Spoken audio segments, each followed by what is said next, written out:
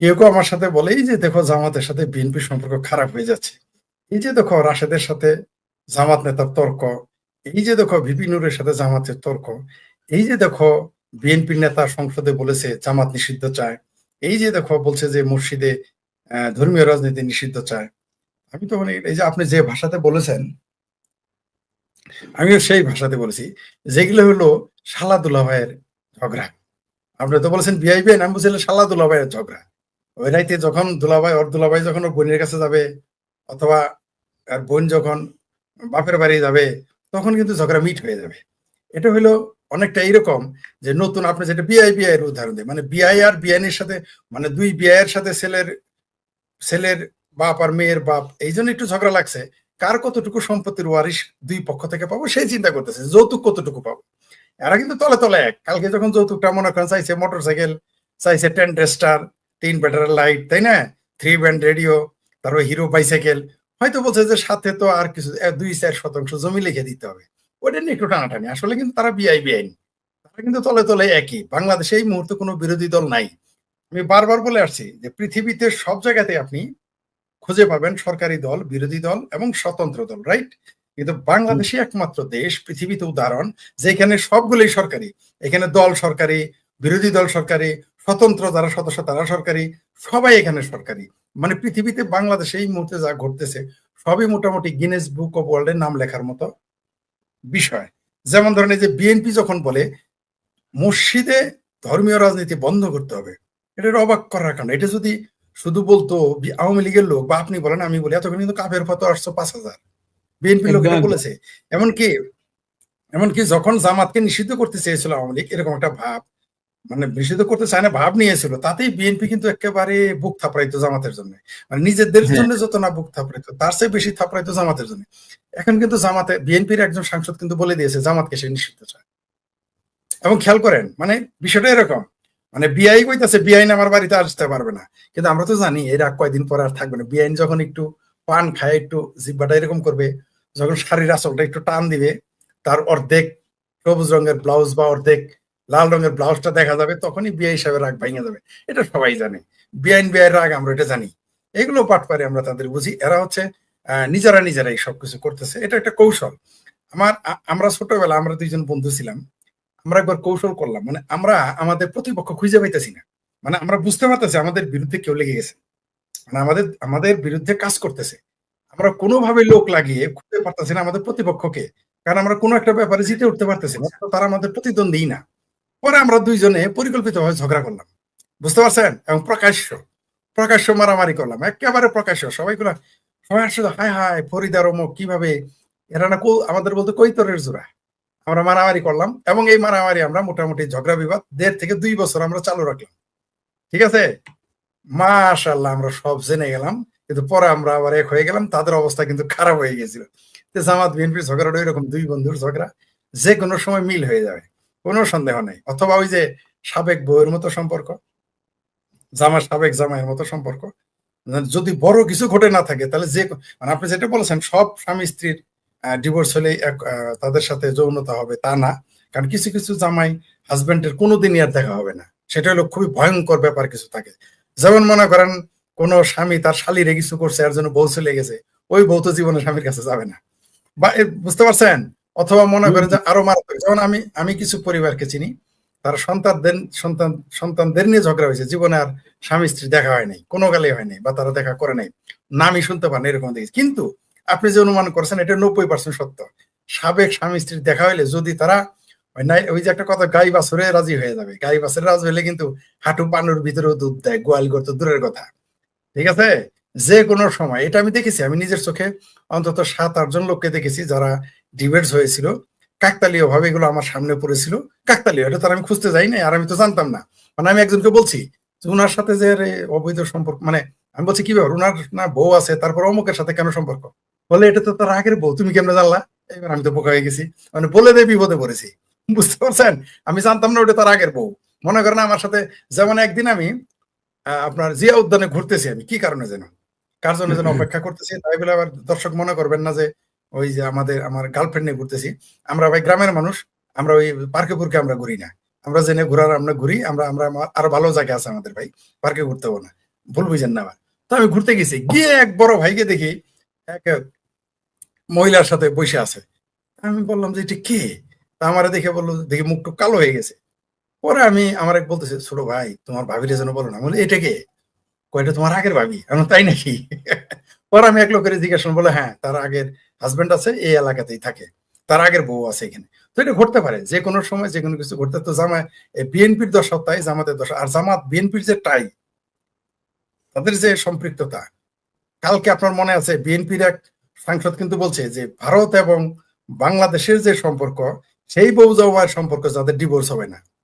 ঠিক আছে, আমিও তেমনি বলতে চাই, ভারত বিএনপির সাথে জামাতের যে সম্পর্ক, সেই বউ জামাইয়ের সম্পর্ক যত ঝগড়াই হোক তাদের কিন্তু ডিভোর্স হবে না। যত কিছুই বলেন, দিন শেষে বিএনপির বিএনপির যে গুন্ডা বাহিনী, পান্ডা বাহিনী, বিএনপির যে ভয়ঙ্কর হায়না বাহিনী, এটা জামাত। আবার জামাতও জানে, শিবিরও জানে, আমার দিন শেষে আমার বুক আমার আচল ওই বিএনপি। জামাত এটা জানে, জামাতের বুক আচল কে? ওই বিএনপি। কারণ বিএনপি, আমি বারবার বলেছি, বিএনপি কালকে যদি বলে, অনেকেই মনে করে আমার আমার সাথে আপনি দ্বিমত হতে পারেন, অনেকে বলে না না ফরিদ ভাই জামাত ভয়ঙ্কর, বিএনপি তার কাছে কিছু না। না, দিন শেষে ওই বিএনপি তার বট গাছ, পোলা যত বড়ই হোক বাপের চেয়ে বড় হয় না, বাঁশ যত কঞ্চা যত বড়ই হোক বাঁশের চেয়ে তার মূল্য বাড়ে না। কালকে যদি বিএনপি বলে জামাতের বাইন তালাক দিলাম, আপনি বিশ্বাস করেন 1 মাসের মধ্যে আপনি জামাত ইসলাম খুঁজে পাবেন না, পাবেন না। যদি আওয়ামী লীগ তাকে আসল তলে জায়গা না দেয়, বাংলাদেশ আর খুঁজে পাওয়া যাবে না, পাবেনই না। তাই ফরিদ ভাই, আবার জি বলেন। জি ফরিদ ভাই, আমরা এটা, এই যে বিষয়গুলো বললেন, যে কথাগুলো আপনি বললেন, এটা যেমন চিরাচরিত সত্য কথা, তেমনি কি এরকম একটি কথা আমি বলি, সেই কথাটার আসলে বাস্তবতাটা কতটুকু, সেটা আপনার কাছে একটু জানতে চাইবো, তারপরে আমরা অন্য আর একটা দিকে একটু যাব। সেটি হচ্ছে, ধরেন নেক্সট যে এবছর যে জামাত এতগুলো আসন পেল, এটি ইতিহাসের স্বাধীনতার পরে একটা অনেক বড় প্রাপ্তি জামাতের। তো সেই প্রাপ্তিটা আমি মনে করি ব্যক্তিগতভাবে যে আওয়ামী লীগ মাঠে নেই বলেই তাদের এই প্রাপ্তিটা তাদের ঘটেছে। কিন্তু পাশাপাশি আমি এটা একটু আপনার কাছে জানতে চাই যে আপনি কি মনে করেন যে নেক্সট নির্বাচনে, আমি মনে করি যে অবশ্যই আওয়ামী লীগ নির্বাচন করবে, এবং সেই নির্বাচনে আওয়ামী লীগকে মানে নির্বাচিত হয়ে আসতে বাধা দেওয়ার জন্য জামাত এবং বিএনপি একজোট হয়ে আবার আওয়ামী লীগের বিরুদ্ধে নির্বাচন করবে। তারা এখন যা করছে এগুলো আসলে লোক দেখানো। এই বিষয়টা কতটা সত্য, এই বিষয়টা আমি আপনার কাছে জানতে চাইবো। তার আগে দর্শকদেরকে একটু অনুরোধ করবো, দর্শক শ্রোতা বন্ধুরা, এই লাইভটি শুধুমাত্র ইউটিউব চ্যানেল থেকে হচ্ছে। আপনাদের প্রতি একটু অনুরোধ, যারা এই মুহূর্তে 110-12 জন লোক দেখছেন, আপনারা যদি এই লাইভটি একটু শেয়ার করে দেন, তাহলে লাইভটি আরো বেশি মানুষ দেখবে। লাইভটি শুধুমাত্র আমার সাইফুল ওয়াতেন টিটো ইউটিউব চ্যানেল থেকেই প্রচারিত হচ্ছে। ফরিদ ভাই, আসলে আওয়ামী লীগের বিরুদ্ধে জেতার জন্য জামাত এবং বিএনপি পরবর্তী নির্বাচনে একজোট হয়ে বা নির্বাচনের পরবর্তীতে একজোট হওয়ার সম্ভাবনা কতখানি আপনি বলে মনে করেন? শতভাগ মনে করি, শতভাগ। এর উপরেও যদি কিছু থাকে তাই। কারণ বাংলাদেশে আসলে যত দল দেখেন, জামাত, বিএনপি, তারপর ভাবির পোলারা, যে এগুলো তো পরিষ্কার, এরা এরা সব জামাতের A team, B team, C team, D team, আমরা সবাই জানি। জামাত বিএনপি আসলে কোনো আলাদা রাজনৈতিক দল না। যারা, যে সকল লোকেরা লজ্জা পায় জামাত করতে, তারা বিএনপি করে, বক্তব্য পরিষ্কার। ওইখানে গেলে পাঞ্জাবি পরে থাকতে হবে, টুপি পরতে হবে, ঠিক আছে, এই লজ্জায় দাঁড়িয়ে রাখতে হবে বড় বড়, এই জন্য। আর শিবির করলে সাথে সাথে আবার দাড়ি মুড়ি রাখতে হবে, মাঝে মধ্যে নামাজ পড়তে হবে, আকাম কুকাম যত করে নামাজ তো পড়তে হবে।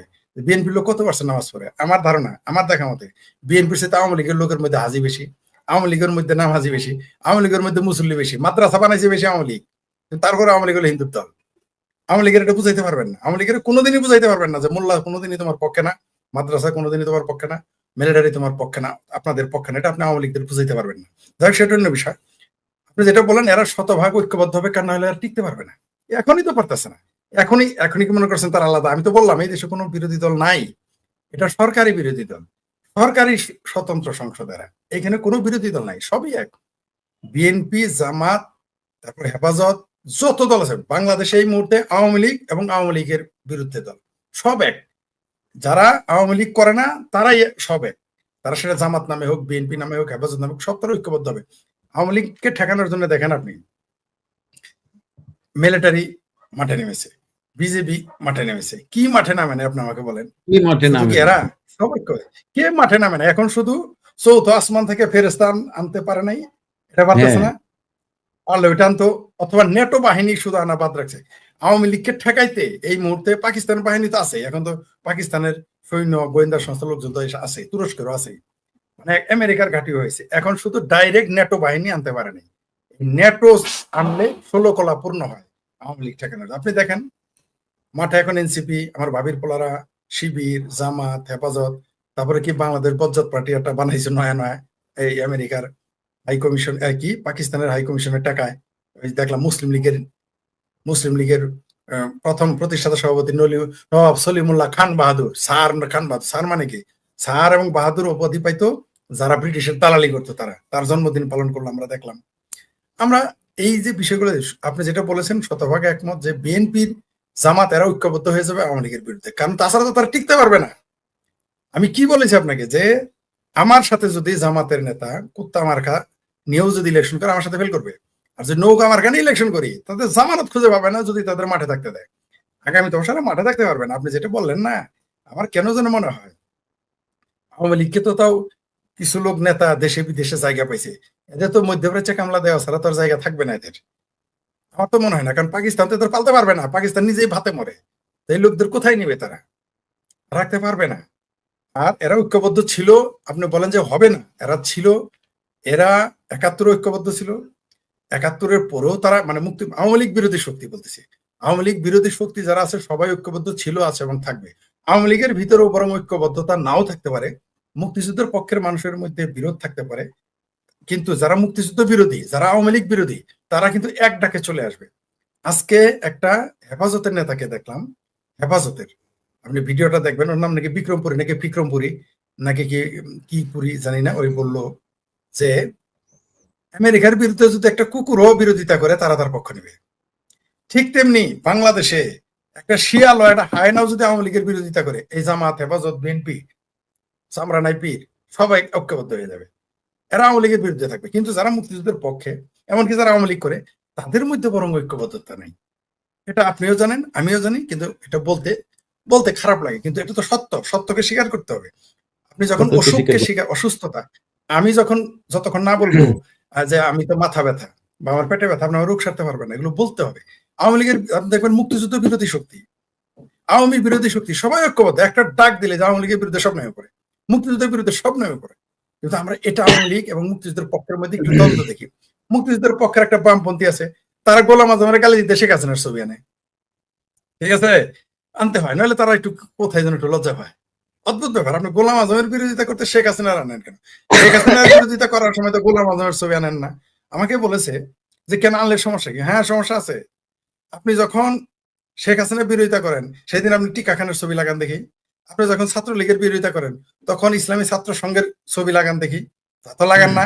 কিন্তু গোলাম আজম সাইদি নিজামীর গালি দিতে আপনি শেখ হাসিনার ছবি লাগান ওইখানে কেন?